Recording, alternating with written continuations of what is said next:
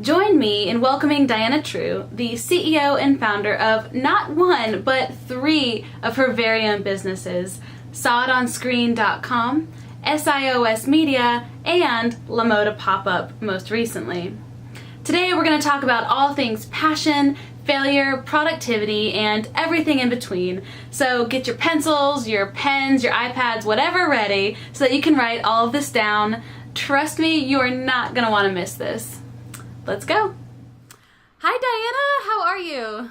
I'm good. How are you doing? Doing good. Thank you so much for taking the time out to speak with me today. I have been your biggest fan ever since we talked last year. I've been following you on Instagram and everything you've been doing. I feel like you've been killing the game lately. And I look at you as like such an inspirational entrepreneur and someone that I aspire to be. And so I can't wait to get more into detail about your latest activities, what you've got going on, and I think this is just going to be fantastic. Oh, thank you so much. All these compliments. Keep on coming. Yeah, I'm just kidding. Yes, I'm looking forward to it. Thanks for having me on the show. I'm very excited. Been looking forward to it all week. So me too. Love it. Love it. So we always start off, I just want to know more about you. So I know from the outside you are such a successful entrepreneur, hashtag girl boss, all of it. But give me a brief background. I want to know about more where you're from, where you went to school, and a little bit more about the Diana True behind the brand. Okay, let's see. I'm from Augusta, Georgia. Well, technically from there. I live in North Augusta, South Carolina, right over the bridge. So grew up here my whole life. Went to Curtis High School. Southern girl. Yeah, don't really credit them for much. Went to college at Clemson. I actually did the bridge program. Not ashamed to admit it. So went to bridge program for a year. Met some awesome friends. Got to live in a really cool place, and that was like the best year of my life. So then I transferred to Clemson my sophomore year, and that's where I went throughout. I switched my major 4 times. Junior year, I finally decided on business. Luckily, I'd kind of done like marketing in the same path, so I was able to graduate pretty much on time with a lot of extra hours I didn't need. So I did business management with an entrepreneurship emphasis, and I cannot praise their business school at Clemson enough. And I think it's definitely something that people don't think about when they think of Clemson. They always think of engineering or something like that, but their business school is really incredible. My junior year, I started kind of getting more involved. I had a class called How to Start a Startup. It was super awesome. It was taught by 2 entrepreneurs who had, built their own businesses, sold them for, hundreds of millions of dollars and stuff like that. And so they kind of knew everything. They knew what they were talking about. Yeah. And so I emailed them one day about this idea I had. Actually, my dad kind of came up with it, but I kind of took it off. Called Saw It On Screen. And I'm sure we'll talk about that later. Emailed him. He didn't email me back, but the next time we had class, he made me come to the front of the class and teach. So that was kind of like, I was very nervous. Yeah.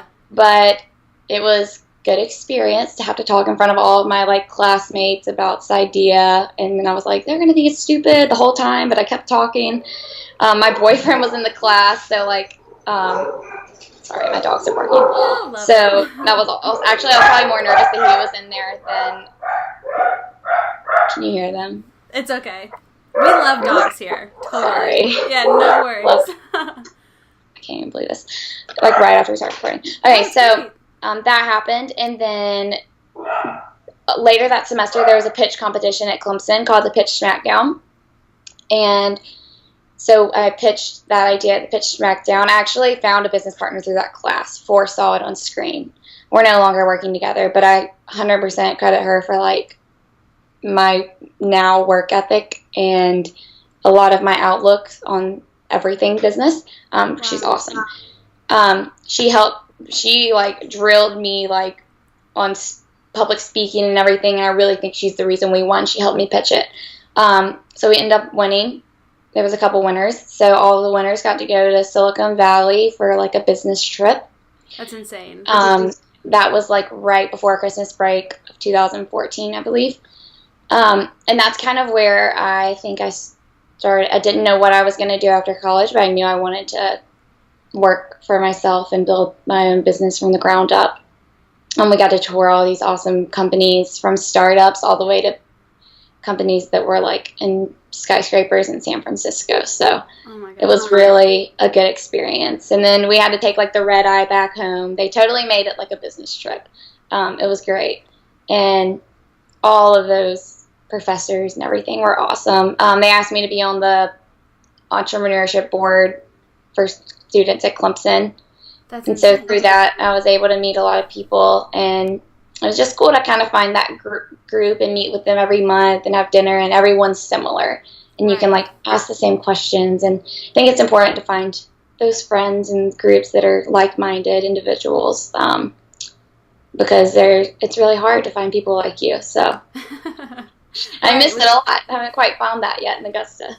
Right. Yeah. I think that, being an entrepreneur, you have such unique passions and drives that make you tick and make you work.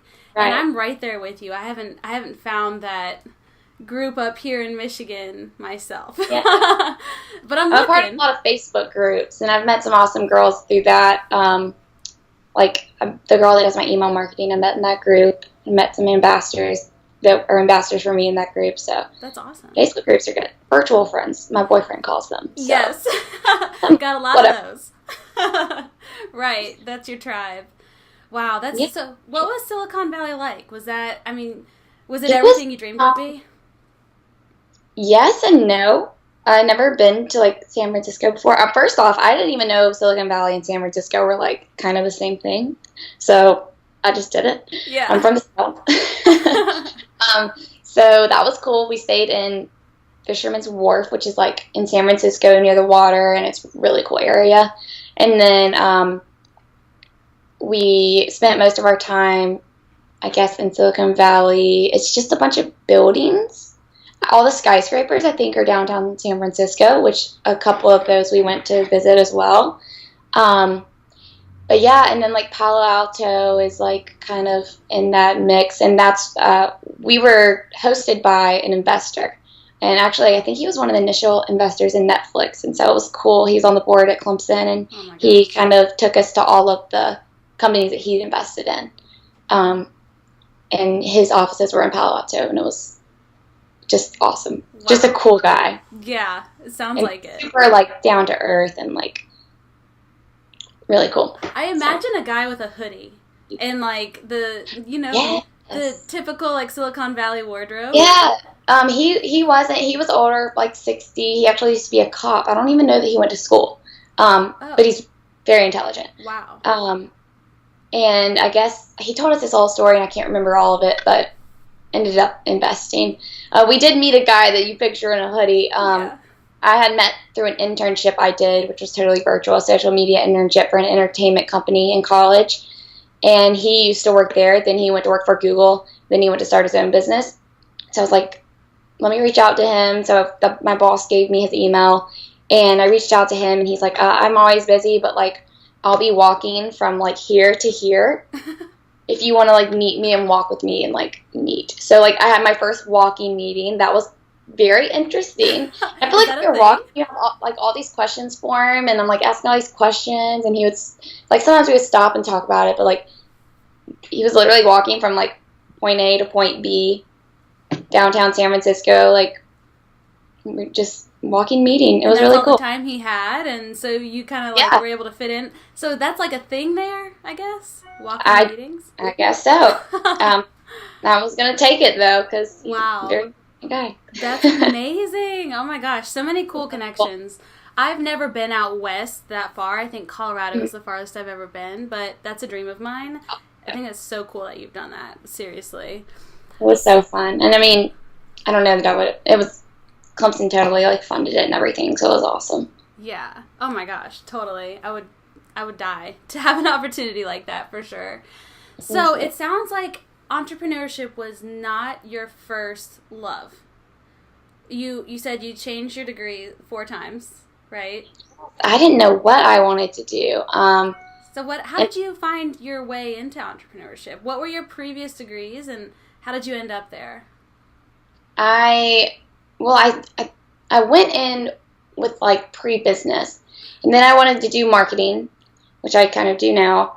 There was one point when I was taking theater classes, and I was like, I think I want to be an actress, but like that was so unrealistic for me. I wasn't even good. So I'm sure you were great. well, yeah, I guess I could have done it, and probably not. But I just never knew what I wanted to do. And then I just kind of stumbled upon the entrepreneurship thing. My parents had done it, and I don't like working for people. I loved all the jobs and internships I've had, but I had like one really bad internship in college, and it was just totally not what I thought it was going to be. And I know you have to work your way up, but the way that they said it was like a marketing internship. This is what you're going to be doing, and I was totally doing something opposite. That kind of made me be like, oh, I kind of think I'm just going to do my own thing. Like, right. It can't be much worse.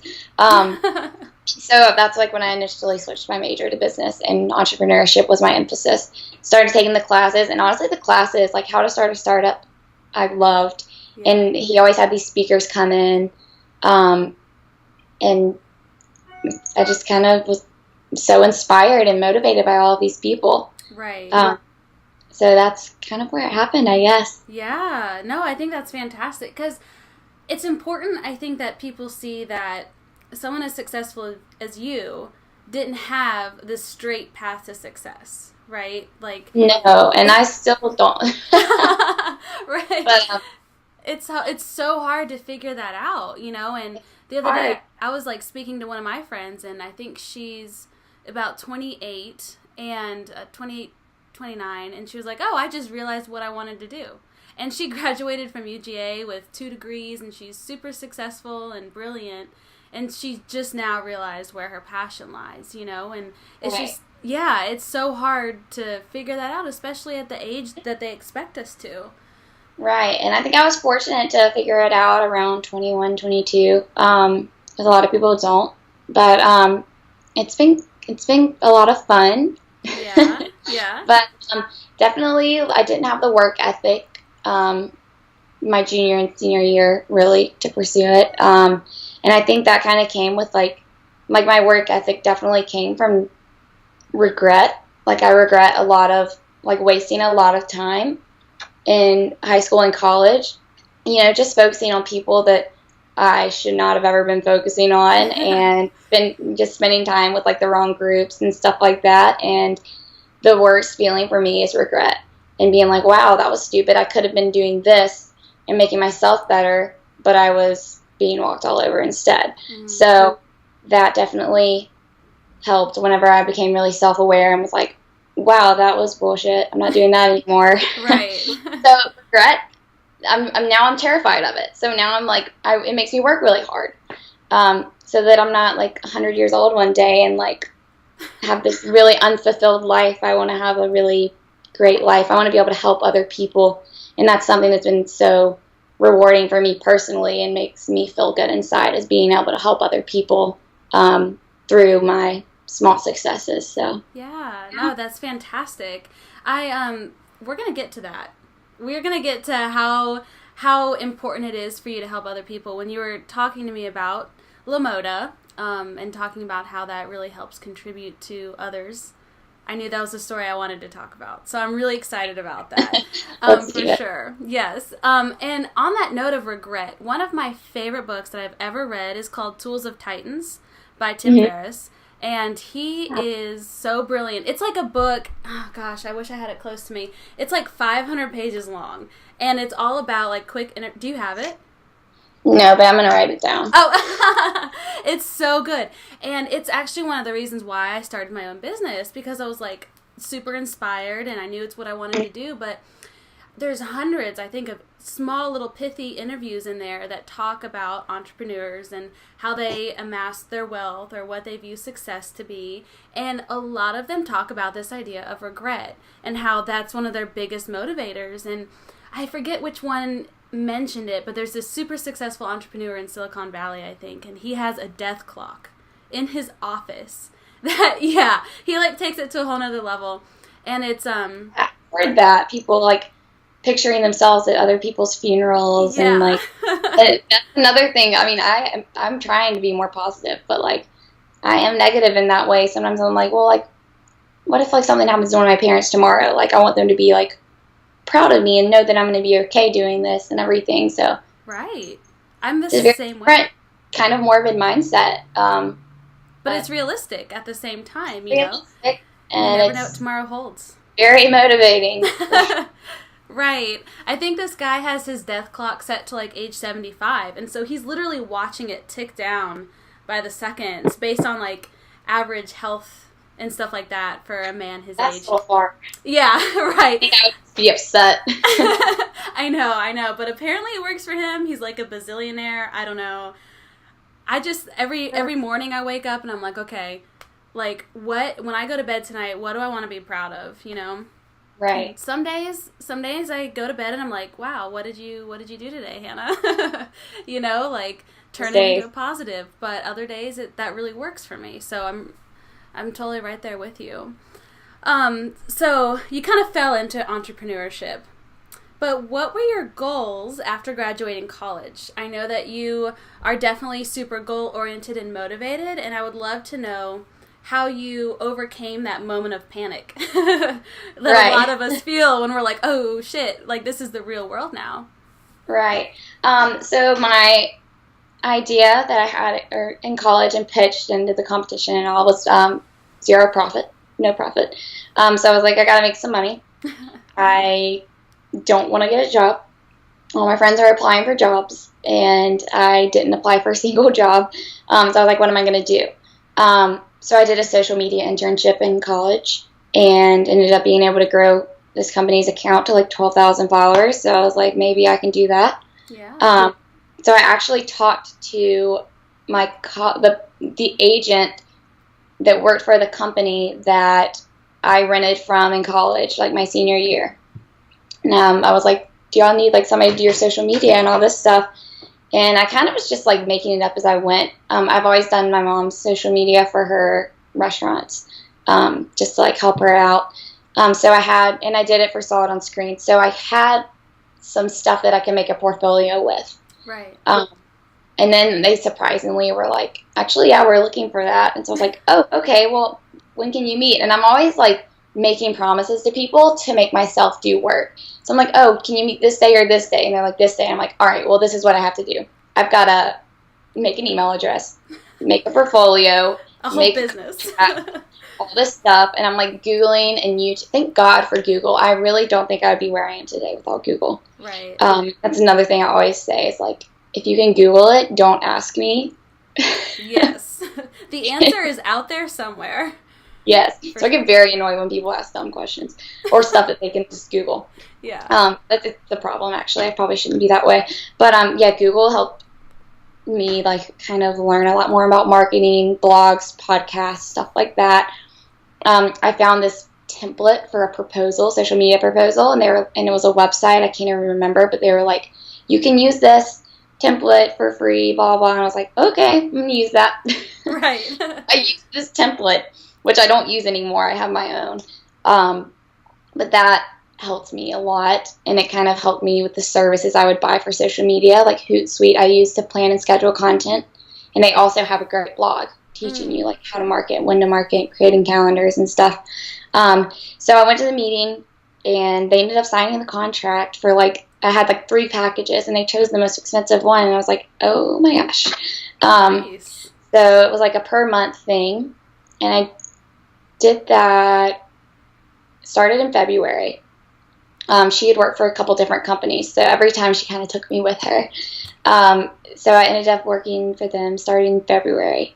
And in October or September, I was generating leads for them all the time from college students. Because as a college student myself, I feel like I can communicate to college students. And I'm a millennial, so I know that everyone's on social media all the time. You know the market.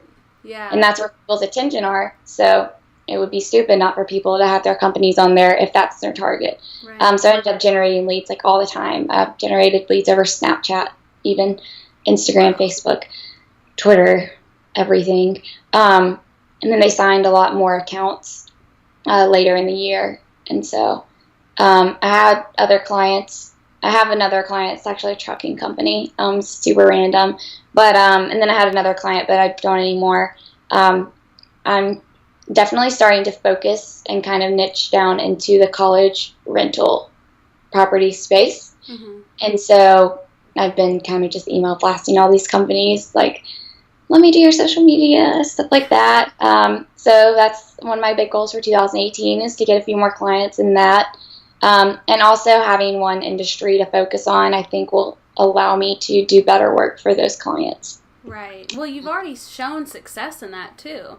I think you're and already I've talented. Made a portfolio for those clients. It's actually on my website, SIOSmedia.com.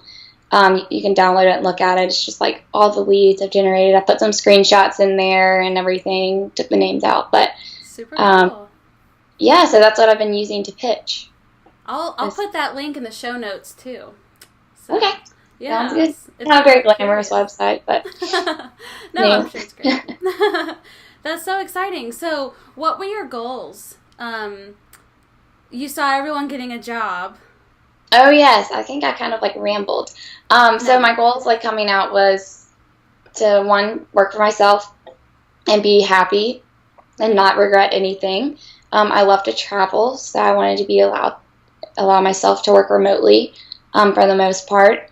And also to make as much, I'm never about money, like I don't really think about it, but to be as financially stable as my peers that I graduated with a year from then, which is actually a year ago in about 9 days.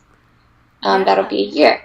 So I was definitely able to meet those goals and kind of more than that. So it's been very helpful. In May, I love Gary Vaynerchuk. I listen to his podcast all the time, and he talks about side hustle a lot and how you should have a side hustle and make $20,000 extra this year.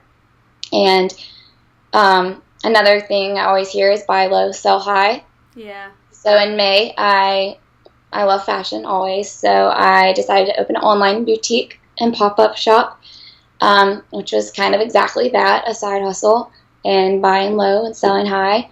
And that's been a lot of fun learning that business. And I've only marketed through social media and Facebook ads, Google ads, stuff like that. Mm-hmm. But it's proved to be pretty successful so far. And I actually have an event tonight I'll be popping up at. That's exciting. Yeah, so, and my mom has offices in North Augusta, so I actually, like, keep everything there, and then a few days a week I'll go and open up.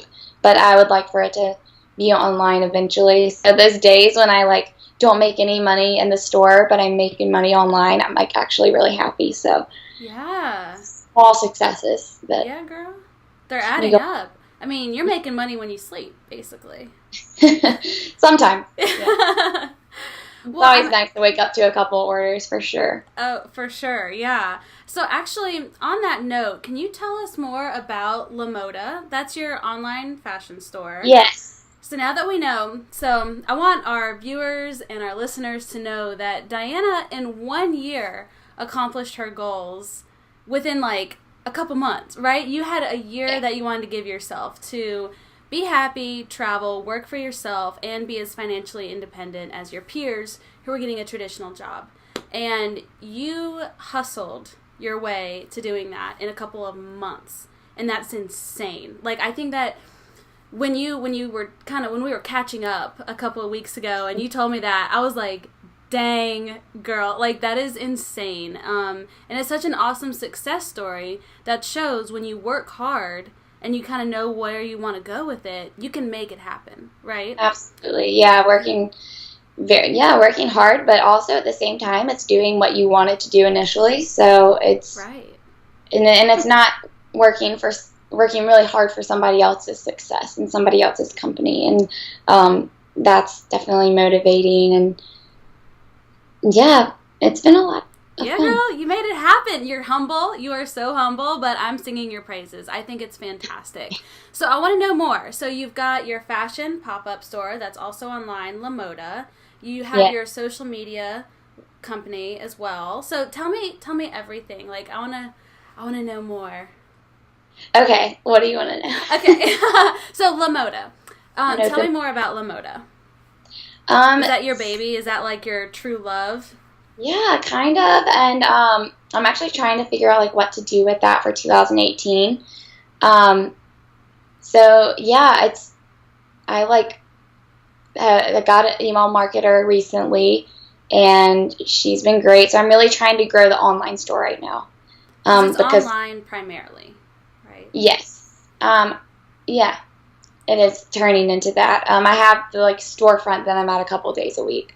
But I really want it to be online because that was my goal, is to not have to stay in a store all the time. And also, brick and mortar is dying. And, you have to adapt to what consumers are doing, or you're going to die with that industry. So I'm focusing in 2018, focusing completely online. I'll focus a little bit on the storefront, marketing in Augusta, but like I usually, when I do Facebook ads and everything, it's throughout the U.S. and I'll test different states and stuff like that. Because I think everyone's starting to shop online, especially my target audience, which is, like I would say 15 to 35-ish, probably my main target. It's all online. Right. So I actually read a book called The Everything Store probably about a year ago. And it's about Jeff Bezos and his whole experience. He didn't write it. Somebody else wrote it about him. And so I kind of took that approach with like buying low, selling high, but not selling as high as everyone else. So everything in the store is under $50. There's some stuff in my store that I've seen at other boutiques for, over $100. But if I'm making any profit at all, I think that's good. Yeah. If I break even, I'm happy, because I really don't focus on the money, but I focus on everything else, and the money comes with that. With the brand that you've created. Yes. And so 2018, I'll be rebranding a little bit. I want to get the Instagram aesthetic flowing with our brand colors. I'll be making a mood board with like the colors and fonts and everything I'll be using, and because I think that is important for online sales. I think 75% of my web traffic comes from Instagram. Oh wow. Yeah. I just got a notification the other day that my store is in like the top 10% of Shopify website traffic of the stores that opened that month. Congratulations! That's massive. Oh my gosh, that's small awesome. Wins that it's important to like kind of celebrate. That I don't celebrate much. I just kind of pat myself on the back whenever stuff like that happens. And but I do think getting the aesthetic right is one of my big goals for 2018. Planning out the content, kind of marking all the big and small holidays, and planning email and social media content around that. Because it does have to look, your Instagram has to look pleasing for people to follow it. Yeah, girl. So you do a great job of that. Oh, thank you. Yes. What? So oh my gosh. No, I struggle. No, and I'm always like, no, mine sucks. Like every day I'm like, my Instagram sucks. No. And then like I try to focus on my personal one, which is getting better. It's really colorful. But I think people like the colors, so I get followers. But yeah, so that's my big thing for 2018 with La Moda. La Moda, love it. And once again, I'm putting all these links, all these recommendations, those are going in the show notes, because I want everyone to see what you've created. It's a beautiful website. I've been on it several times and I love it. So want everyone else to see it. Everything's under $50. Good brands. Most of it's under $40 actually. Find some good stuff. For just sure. put a lot of sales stuff on there as well. Especially for your target market. I feel like that's a really good budget. I know for me personally, as an entrepreneur. No one wants to wear anything twice anymore. I mean, once you put a picture on Instagram, you're like done with that outfit. That's it. Yeah. I mean, not me, but like most people. What? Most people. I mean, I'll wear things like 3 or 4 times. Probably that sounds bad, but yeah, that's just what I'm seeing. It's just the reality that we live in. You know, Yeah. I totally get it. Like, today I was, like, trying to figure out what to wear, and I wear black all the time, and I was like, oh, gosh, it has to be a different black. Like, I thought that was so silly. I wear leggings, like, every day, so. Yeah. So you get it. And I'll be hopefully doing some more influencer marketing as well next year. So, we tested it out and sent stuff to people, and they'll post a picture in it, and it's done really well. There's one girl specifically, and she's on like a Facebook Live / YouTube show called The Morning Breath, and it's hilarious, by the way.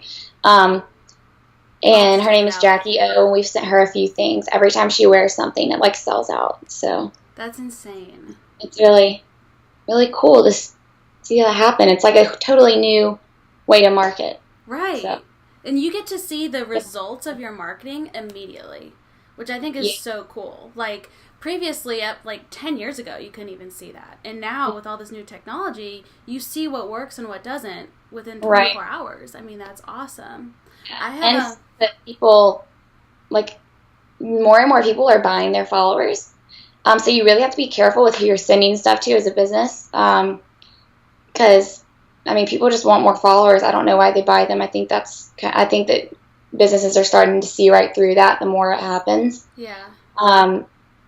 But if you look at their engagement, look at their likes, make sure they're not like bots that have like 1 post or 0 posts. And then the amount of comments, the engagement rate is really important. So if you divide their the number of likes on their photo divided by their followers, that's like their engagement rate. Mm-hmm. So the higher that is, the better. If you have 100,000 followers and you're getting 1,000 likes, chances are those people might be buying followers. So it's kind of crazy you can do that, but I found out about that like about a year ago, I think, when I was in my graduate program, when we were analyzing different like high fashion companies, because my graduate degree is in luxury and fashion management. So we went through and looked at them, and we did the same thing that you're talking about. We divided the likes and the followers and stuff like that, and then I started researching it, and it's insane how many reputable companies will buy their followers just to show that they've got 2 million plus people following them. And I mean, these reputable companies, it's just I don't know. Unfortunately, it works for some people, but I think as people get smarter in marketing through social media and influencers, I think you're going to be able to see right through those people. I've sent people stuff that have way more followers than this girl that my stuff sold out, didn't sell a thing. So you can see instantly. For me, I've looked into it because I'm like, I wanted to know, like, is this something that people are doing now, and with Instagram changing their algorithm, I was just talking to a couple of friends literally before we started filming, and I was like, okay, Instagram's algorithm for the past month or so, I feel like has totally been hitting me hard, and my engagement has gone down. I lost like over 100 followers overnight the other day, and I was shocked. It was really, so Instagram is something that personally, I'm just going on a personal note here for everyone, like, it's something that I've had a really hard time figuring out myself, so. Yeah, it's hard. I've tried to figure it out, like, on my personal and LaModa, and I think posting consistently definitely helps. Yeah. Because I haven't been as much on LaModa lately. I need to plan some shoots, so any models in the Augusta area. Shout out. Give you a discount or free stuff. Oh, nice. So I lose followers on there all the time. But then when I post, like, on my personal, I'll gain. So, like, I don't really know what the algorithm is. But I know that people are mass following to try to get their following rate up. I mean, that's what I've done for LaModa, so it's worked. Yeah. And, I hope that they change it. It really sucks because when you pull up your Instagram, you see those bloggers with 1 million followers at the top of your page, but it's something they posted 2 days ago. Yes. I've noticed that more recently, and more like promotions and more ads, and like as someone who's running a small business, every follower counts. Like I hustle so hard for every single one, and to see it drastically change this brand vision I have has been really hard. So what advice do you have for others who might be in the same position as I am? Like, how were you able to grow your following, not only with La Moda, but also for the businesses that you run, like the social media accounts that you run for them? I am really intentional with who I follow. So if it's like a similar account, like for La Moda, for instance, I'll go like follow people that comment on those, because they're engaged users on Instagram, or either follow people that like those pictures. Don't just follow the followers of other people. Right. For the college rental space, I would follow people that liked pictures on Clemson University's or Clemson football's page. And it was crazy, like with that space, because sometimes you would follow someone and they need to rent, but that's also the last thing on your mind as a college student. But it's easy to reach out on Instagram or Facebook, and sometimes I would follow somebody and like 5 minutes later they'd be like, I'm looking for like a 2-person rental downtown Clemson, blah blah blah. So like that was a great way of doing it for that industry. And I think I've done a lot of Facebook and Instagram ads that have gained followers. So you found success in having those ads, like, because that's something I've looked into as well. I think that might be the next step for me. When I was doing my planning for 2018, that's included in there. So yeah, for sure. You can target. Yeah, just let me know if you need any help. You can target certain ages. You can go all the way down to cities. Like I think you could even do addresses. I've like targeted like the Greek row in USC before, and like wow. So that specific. That target is like sorority girls. Yeah. So like the address of like wherever the Greek row is in Athens, and this and that, and the engagement will definitely spike for those. And I found that like a lot of people like your Facebook page when you do ads too, almost more than Instagram. So, which I'm not as involved on Facebook, but I guess I should be. Facebook is something I've had a hard time with as well, because I'm personally not a big Facebook girl. Like, I'm very private, so I have to get used to saying, like, okay, Facebook, like, how can I get myself out there like that, for the brand especially. And joining Facebook groups, there's all kinds of, like, girl boss groups and stuff like that of like-minded people. Yeah. I met a lot of helpful people and done some giveaways with them girls through that. That's smart. So. That's really smart. So we know how awesome La Moda is and your business is. We've been able to witness your success growing within this past year. But let's talk about something a little more difficult. Let's talk about failure.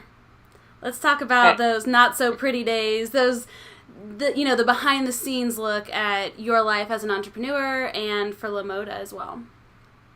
Right. So failure is definitely one of those things that it's going to happen if you decide to work for yourself. Like people think being an entrepreneur is really cool, and I really never call myself an entrepreneur. I don't know. What do you call yourself? I just am like, it's really bad when people ask me what I do. I'm like, oh, I like work for a store. I like need to definitely like, yeah. I'll be like, I do some marketing. But yeah, because, and also people think it's so cool to be an entrepreneur, and people would like think it's cool, and they'll put it in their Instagram profiles that they're an entrepreneur, but then it's like, what are you doing? Like, right. So it's another reason. It's kind of giving me like a bad taste in my mouth, because I mean, I guess I am one, but I don't call myself one. It's one of those things. I found myself doing the same thing, not to interrupt, but I feel like when people look at me and they're like, oh, she's a millennial, and then I say I'm an entrepreneur, they're like, oh, such a stereotype. Like, she probably loves avocado, which I do. But, like, how many stereotypes do I have to check off the list until people take me seriously? Right. Especially when I say, like, oh, yeah, like, I love doing podcasting and stuff like that. Whenever I talk to older people, I feel like they don't take me as seriously. So that's something I've also run into as well. Even though this is my passion and my love and my job, I feel like people don't understand it as much. But that's just my 2 cents. It's all new to them. I mean, you got to think when they were growing up, like, my mom was actually telling me a story the other day about, like, one of my distant aunts or something. They would be watching TV when TV first came out. And she was, like, in a dress that showed her knees. And this guy came on the TV, and she, like, freaked out. She was like, turn off the TV. Like, she thought that he could see her because the TV was so new. Oh, my gosh. So you think they've really come a long way. Right. But, like, I thought that was crazy because it's, like, if you think about it, it's this box with a person in it. Yeah. And, like, what are they doing there? Yeah. What is this crazy magic? Yeah. What is this what is he doing inside of my screen? Like, yeah. So I thought that was pretty funny. Just like a way, but I mean, the older people, they've adapted pretty well. I mean, the highest growing user rate on Facebook is, I think, 55 plus years old. Oh, I didn't know. So yeah, they're doing well, but they don't. But yeah, it's hard to take new industries seriously. Especially like social media marketing and stuff that wasn't even a thing when they were growing up or starting their business. Until recently. It's hard to convince. It's hard to track, and it's hard to track the return on investment. Even if it's happening, they don't even know it. And yeah, back to failure. That's one of my last things. I had actually an elder care client in social media. Uh-huh. And the engagement was doing great. I was doing Google AdWords for them. And their impression share ended up being number 2 out of all the elder care companies in the area. So that search engine optimization, everything was going up. But again, that's hard to track and also translate to your clients. But also that having to learn a new industry every time I got a new social media client really takes up a lot of time. And so that's also why I'm deciding to hone down into the college rental space and just keep learning that. Well, you found your talent in that space, right? Yes. You're already very successful there. I think that's a great idea for sure. Yeah, definitely. Yeah. So sorry, back to failure. Well, that was a bit of it. But yeah, failing it either makes or breaks you. So as soon as I lose a client or something, I just reach out to a lot more, update my portfolio. Yeah. And yeah, dealing with it. I'm not the best with dealing with it yet, but I'm working on it for sure. Reading all these books. There's one I'm reading now called The Confident Woman by Joyce Meyer. Okay. And it's very good. I definitely suggest it to all the girls out there. It just talks about how it's hard to be a woman entrepreneur and be taken seriously as a woman. And it also talks about how it's not always, as you can see lately, guys are blamed for everything. But that's because over the past few generations, that's because women have accepted it. So it's not necessarily all their fault. So right. It's definitely kind of got to stop playing the victim and start honestly just working harder and focusing on who you want to be, stand up for yourself. Absolutely. And hopefully the success will come. Yeah, and be that confident woman, And I'm glad that you brought up failure, though, as in something that you're working to understand and overcome. Because I think failure has this negative connotation, especially when you're so invested in it and you're so passionate about it. But I feel like there's little failures that happen throughout the day, even. It's not always big. It's small things. They're small failures. Like if somebody brings back an item at the store, for example. Right. Well, they hate me. It's hard not to take it personally, right? Yeah, so trying not to take it personally is something I'm definitely working on. Yeah. And honestly, I didn't have much.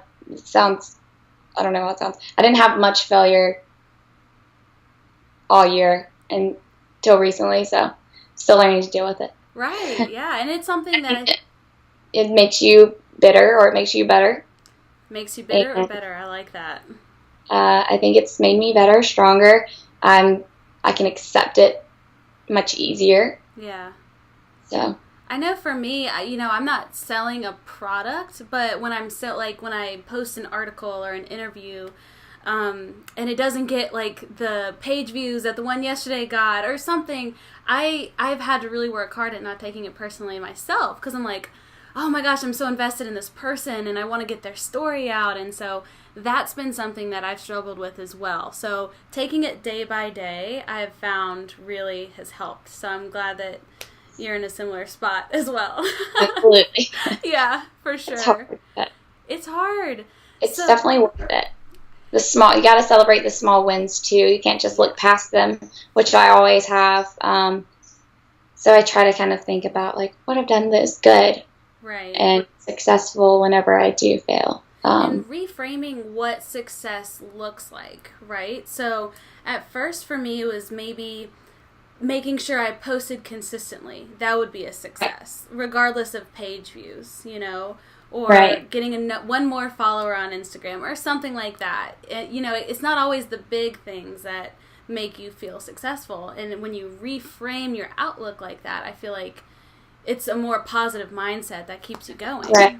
Yeah. And another thing that keeps me going personally is giving back. I've always grown up, like every Christmas we go and give toys out to like people that live in like the not as nice parts of town. So I think that's something my parents always instilled in me was like the good feeling you get when you give something. Right. And so that's definitely something that's a small win for me. But being able to like sponsor a kid in Africa for like his life, like all of his food and school supplies and stuff like that. And I'm going to try to do that more. Like every amount, so much money I make, I'll sponsor a child or something like that. And then in Moda, the summer inventory that was left over, trying to figure out what to do with that. I was going to just keep it for next year because it's all really cute.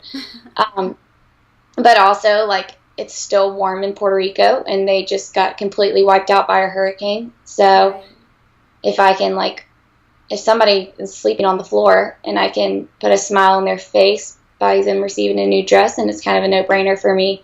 So I did send all that summer inventory out last week. And that's amazing. I don't really know exactly who it's going to go to, but I know it's going to make somebody happy. Right. And that makes me feel good about myself. And it's important that's just something that makes me feel good. I don't know. That's what it's all about, though, right? Like, yeah. I feel like we all bring each other up when we focus on that. Not just being successful as entrepreneurs or as business owners, but, defining success as what we can do for others who might not be in as good of a position at the time, Making other people happy. I mean, happiness hopefully will, if more people make more people happy, maybe this world wouldn't be so corrupt. So right. if we can just change it a little bit for the next generations to come, that would be nice. That would be nice. Yeah, I think we all need a little bit more happiness in the world right now. So yeah, I hear you totally. And with all that in mind, okay, how do you manage your time? I need to know. And what are some productivity tools that you could recommend? Because when we spoke a couple weeks ago, you mentioned a couple to me. I started using them, and I feel like they've already changed my life. And so I want everyone else to hear what you recommend. I don't remember which ones I mentioned to you, but I'll make sure everyone knows. Okay. I recently read a book, and it's called Scrum, and it's Scrum, the art of doing twice the work in half the amount of time. Nice. And I need that. So it's so good. And so I read that, and it's like this totally new way of doing things. And so basically, like, you get a whiteboard, and you have a section that says to do, and you have a middle section that's work in progress, then a last section that's done. And so I have that, and each week I try to write on and I have so many different projects. So each project's a different color sticky note. Love it. And so, I have the same. I'm a sticky note obsessed. Oh, you can see. Yeah, that's just one. I don't have my board with me. It's at the office. But yeah, so I'll like write out everything that I want to do that week, and I try not to put too much on my plate, which I'm very good at. Like finish all of my QuickBooks this week and get everything worked out with the bank, and that's like taken a lot of weeks because I hate numbers more than anything. So I have a dear friend that's actually helping me with that. Like she came last week, and I was like, go shopping, take some clothes, and so I just traded clothes for accounting help. Perfect. Yes, so make sure you don't put too much on your plate because that'll just overwhelm you. And ultimately, when that happens to me, I'm just like, screw it. I'm going to watch this next episode of like Real Housewives or something. Yeah. I shut down. I have a terrible tendency to do that when I get overwhelmed. Yeah. So, I do too. And so I'll just like be like, okay, I'm going to watch Netflix. I'm over it. But then it's not good because then that night you're like, oh, I didn't do anything. Let me just panic really quick about how I didn't do anything. And then it's a struggle. So never, and then you lose sleep. Too much on your plate. So do all of the different tasks and projects and what I want to get done that week. And then I just start working like batch work. I take one of the sticky notes down, put it on my computer. I have one actually like right here now. Put it on my computer and work on that. And then when it's done, I put it on the done thing. And for me, being able to see that, I'm a very like physical person. Mm-hmm. Putting it on the done things like makes me feel good. Oh, yeah. So that's just how it worked. That's like a good method for me when it comes to getting things done and completing tasks. And because also like with what we're doing, we're not being told what to do. We're creating the tasks, and so that can be quite a struggle. I'm glad you say that. That's a good way to put it. I've never thought about it like that before. It's kind of just like popping up in our brain, and then we write it down. So like I can't just pop it up. I can't really just use the computer and put it in my notes.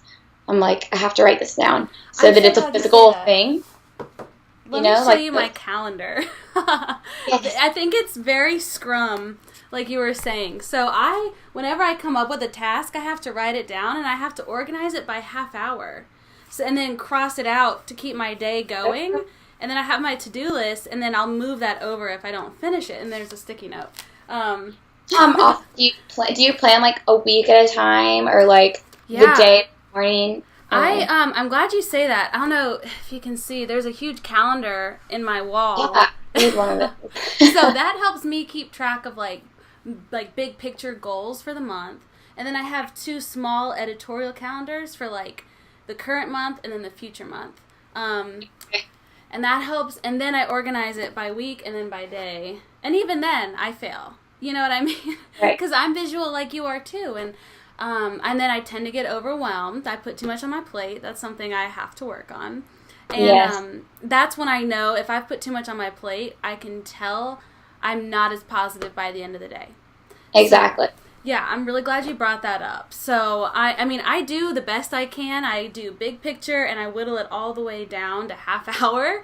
But even then, I fail. You're doing great. I don't do, like, time, like 3 o'clock or anything like that. I just, but yeah, you're right. Like, when I do finish, like, everything that's on that to-do, and it's all on the done thing, like, just, like, taking all those sticky notes off and throwing them in the trash, like, that is the best feeling. And I can go home and not think about work as much. Yeah. But typically during the week, I'm going home and working more. Mm-hmm. And yeah, you definitely have to track that. And then also it's like tracking invoices has been, because I hate numbers, like I said. So like I've probably not been paid a couple of times, but I'm starting to like have a section now of like when I send the invoice, when it's due, and like when they paid me. So that's a new thing I'm trying to keep up with. So we'll see how that goes too. But it's a learning process too. It is, and it's all like learning how you work and how you work best. Yeah, and that doesn't happen overnight, which I think is really important for people to see. And I was so mad at myself for a while because I was like, okay, I know I'm a hard worker. Why can't I make this work? You know, and I had to learn, okay, if you don't have your day filled by half hour, you're going to take an extra half hour for lunch, you know? Like, come on, Hannah, get with it. So I'm really glad you brought that up for sure. I love that. So the productivity tool that you recommended to me that not getting paid to, like, promote them or anything was Planoly. Oh, Planoly, yes. Yeah, girl. So spelled Planoly, and I'll put that in the show notes. But I actually, so you recommended that to me. I did the quick little freebie, the free plan, and I was like, okay, this is so good, and it has helped me so much. I bought the monthly subscription. Did you? Okay, I did. What are the differences? I just do the free one whenever I'm trying to, like, figure out what to post. Yeah, no, I loved the free one, but I wanted to be able to upload more pictures and kind of play around with the draft grid, because I have to see it visually again. Right. And it also, like, I needed to post a couple videos and stuff like that, and for me, getting that Instagram aesthetic down has been really hard, and I still struggle with it, so that was something that really, really helped me in advance. And I just love being able to plan out my social media for the day and have it alert me when it's time to post. Like, I think... Yeah. Oh, my God. Hootsuite does that, too. And for Instagram, unfortunately, they don't just post it for you, but, like, for Facebook, Google, LinkedIn, you can plan it, like, a month away, and it'll schedule it, post it exactly when you want. It's the best. But, yeah, I'll probably be using Planoly a lot more in 2018 when I'm trying to get that aesthetic different for Moda. I think you'll love it. Yes. For sure, yeah. You recommended that to me, and I was like, this is all due to Diana True. Like, thank you, Lord. It's been great. So, okay, we're both young female entrepreneurs, and I feel like it's an amazing thing to witness that we have the ability to be that, and that there are so many other young female entrepreneurs out there. So what advice do you have for others who are in similar positions? To us? Well, yeah, young female entrepreneurs who are maybe struggling right now or who are trying to find their passion, but they know they want to work for themselves. I think just keep going. Yeah. And it can be really hard to find success sometimes, and sometimes it takes months. And sometimes if you're lucky, which I think I was kind of lucky, it'll take a few weeks. But I do think the more work you put in, the more success comes out on the other side. So, I mean, working an 18-hour day while you're young, I mean, we're in our 20s. We're so fortunate to be living in America as in our 20s, and we're able to do this because in some countries, women can't drive. So I think also thinking about that, trying not to be negative. So whenever I'm trying not to be negative, I try to think of those other people that are in these situations. Like, it could be so much worse. Mm-hmm. I think the percentage of being, like, a person that lives in America that's a citizen, it's, like, crazy. Like, compared to the rest of the population. I mean, we're so lucky to be here, and people say they hate it all the time, and they hate politics and everything, and I'm not involved in politics by any means. I hate it. But don't focus on, like, ever feeling bad for yourself. And don't ever try to play the victim card, just if you feel victimized, or as a woman in business, because as you can see, like, women have it pretty hard these last few weeks with all these things going on in Hollywood and everything. I think just focus on yourself and stop caring about what's happening to other people. That's kind of what I do. I kind of just block all that stuff out. I think just focus on you. Yeah, girl. Focus on number one, which is you. Yeah, I mean, if you're focusing on no one else is going to focus on it, so you got to focus on yourself. Exactly. And my laptop's actually about to die. Hold on. Oh, no. It was like fully charged before we started. Such a struggle. I know. Oh, okay, hold on. Okay. Almost there. Oh, save. Gotta save it. Okay, there we go. I'm, like, surrounded in cords now. Okay, saved. We're good. Perfect. Yay! That's called good justice for the laptop. Yeah. Love it. And I'm really glad you actually brought that up, this idea of paying attention to yourself. Because I've noticed that, for me personally, if I ever start, looking at someone else's perfectly curated Instagram feed or their Facebook page, I'm like, dang, like, what am I doing? It's easy to, compare yourself. And I have found that when I don't do that, I am more successful both personally and with my business. So Exactly. I'm really glad. Take care of yourself. But, everyone's Instagram is their highlight reel. That's the best part of them. And there's so many tools that you can use to get out your blemishes or put your love handles in a little bit. Yes, girl. So don't take anyone too seriously except for yourself, because chances are that's not even a picture of them. It's a morphed image of them. Completely morphed, yeah. And it's fine. There's nothing wrong with that. I completely alter the way I look with makeup all the time. So yeah, just be self-aware. Yeah, for sure. And one thing, last year when we first met, I don't know if you remember this, but it stuck with me. Your advice from a year ago has stuck with me. And you talked about having a grind mindset. And I think that's the perfect way to put it. Exactly. Yeah. I mean, you can't stop, There's no reason to. And to focus on yourself and to consider you and your business as number one. And, I mean, that was a year ago, and look what you've been able to do with your grind mindset. I mean, that's exactly. insane. And for me, it's like, if I'm not doing this, if I just sit at home for a week and don't do anything, like, it makes it hard to, function and breathe. And so it's important to have stuff like if you're really that passionate about it, you'll know. Right. You can't not do what you're doing.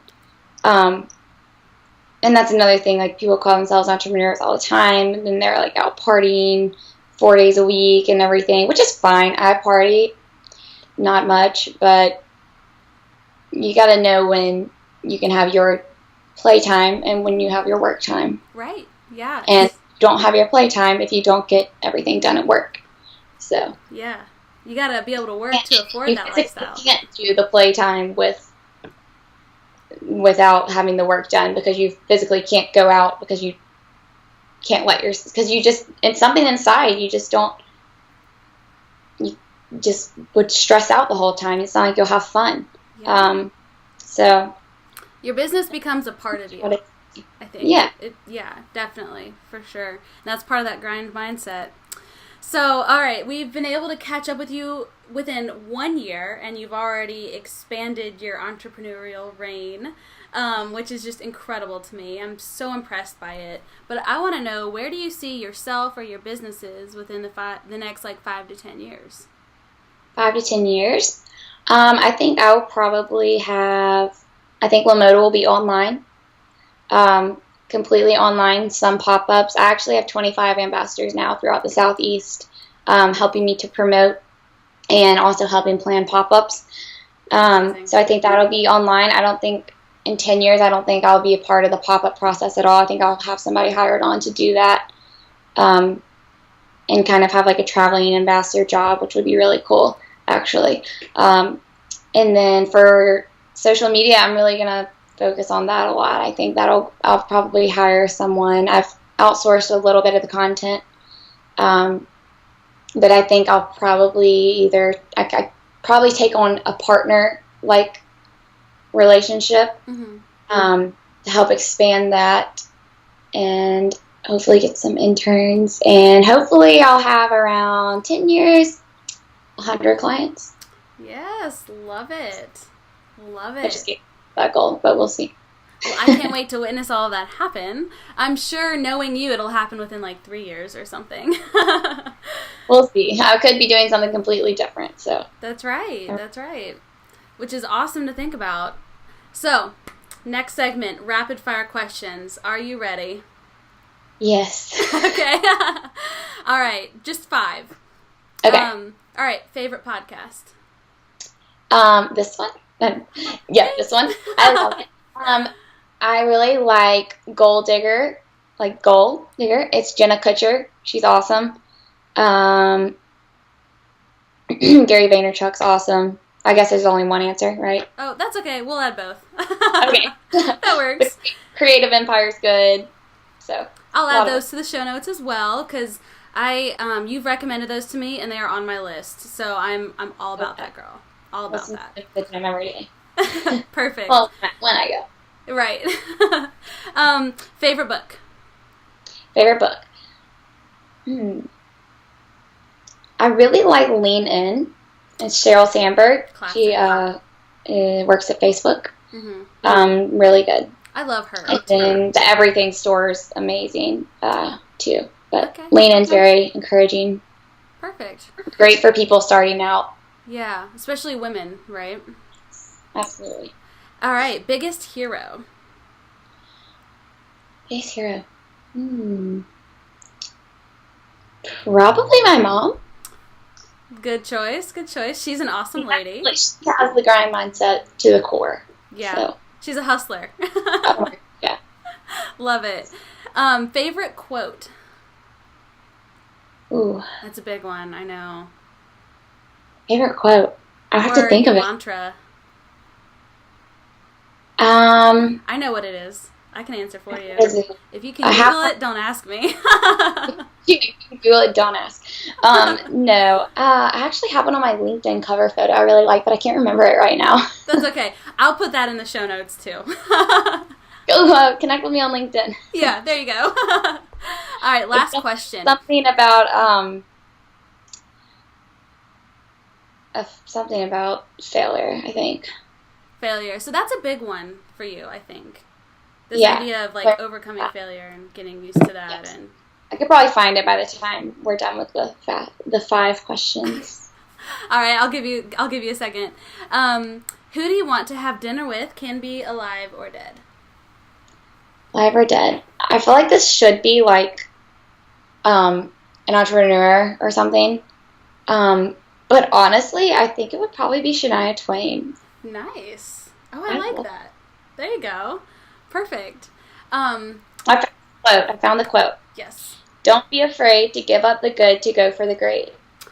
I like that. Ooh, that's really good. John D. Rockefeller. He knew what he was talking about. Yeah.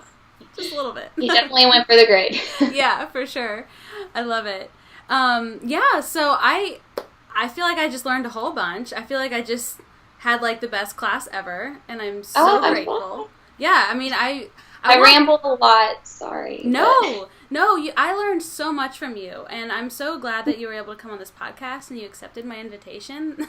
That means so much to me, because I feel like every time I've spoken with you, whether it was last year and we were both starting out, or this year, a year later, and we're both growing into our entrepreneurial roles, I feel like you've taught me so much, and I feel like that's just such an important part of being a woman in business and sharing our success and our failures and having everyone learn from that. Right. So I'm very grateful for you, and I'm definitely a huge fan of everything you've been doing. Okay. Yeah, of course, girl. Oh, my charging cord is like going crazy. You can see my new coffee mug right there now. Need one. Oh, thanks.